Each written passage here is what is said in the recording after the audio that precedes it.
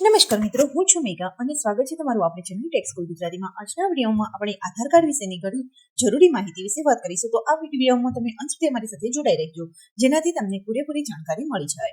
તો મિત્રો, તમે આધાર કાર્ડનો તમારો નંબર ભૂલી ગયા છો તો તમારે શું કરવું જોઈએ? તો આધાર કાર્ડમાં 12 અંકનો એક અનોખો નંબર આપવામાં આવે છે, જે ફક્ત એક જ વાર જારી કરવામાં આવે છે. ઘણીવાર આધાર કાર્ડ ખોવાઈ જાય કે તમે ક્યાંક રાખીને ભૂલી જાઓ છો. આ સ્થિતિમાં લોકો ગભરાવા લાગે છે, પરંતુ તમારો આધાર નંબર વિના પણ તમારે આધાર ડાઉનલોડ કરી શકતા હોવ છો તમે. તો આજે આપણે આ વિશે માહિતી શેર કરીશું. તો મિત્રો, આધાર કાર્ડ નંબર વિના આધાર કાર્ડ કેવી રીતે ડાઉનલોડ કરવું તે જાણીએ આપણે. તો જ્યારે તમારું આધાર કાર્ડ ખોવાઈ જાય છે ત્યારે તમે UIDAI ની સત્તાવાર વેબસાઇટ પર જઈને તમારો આધાર નંબર મેળવી શકો છો. અહીં તમારે કેટલાક સરળ પગલાં અનુસરવા પડશે. અથવા તો જો મોબાઈલ નંબર તમારો આધાર સાથે લિંક ન હોય તો તમારે શું કરવું? તો આ માટે તમારે આધાર નોંધણી કેન્દ્ર પર જવું પડશે અને તમારો 28 અંકનો EID નંબર આપવો પડશે. આ પછી બાયોમેટ્રિક ચકાસણી એટલે કે ફિંગરપ્રિન્ટની ચકાસણી કરાવવી પડશે. આ પછી તમને આધાર આપવામાં આવી શકે છે. જો તમારો આધાર કાર્ડ સાથે લિંક થયેલો મોબાઈલ નંબર તમે ભૂલી ગયા છો તો તમારે શું કરવાનું? તો આ માટે તમારે UIDAI ની સત્તાવાર વેબસાઇટ પર જઈને તમે તમારો આધાર સાથે લિંક થયેલ નંબર શોધી શકો છો.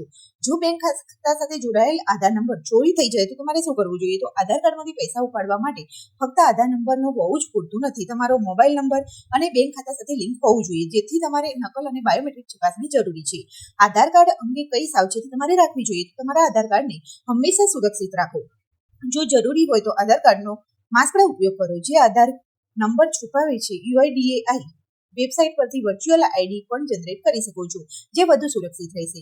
લોન માટે આધાર કાર્ડ નંબરનો ઉપયોગ થઈ શકે છે. તો લોન મેળવવા માટે ફક્ત આધાર કાર્ડ નંબર જ પૂરતો નથી.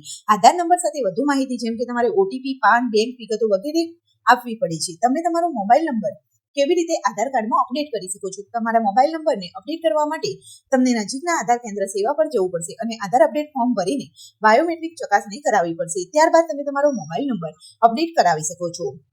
આધાર કાર્ડ તમારું ખોવાઈ ગયા પછી UIDAI ની સત્તાવાર વેબસાઇટ પરથી આધાર ડાઉનલોડ કરી શકો છો. સાથે સાથે આધાર સાથે લિંક ન કરેલું મોબાઈલ નંબર EID થી તમે શોધી શકો છો. આધાર કાર્ડ નંબર ફ્રોડથી બચાવવા માટે તમારે માસ્ક આધાર અને VID નો ઉપયોગ કરવો જોઈએ.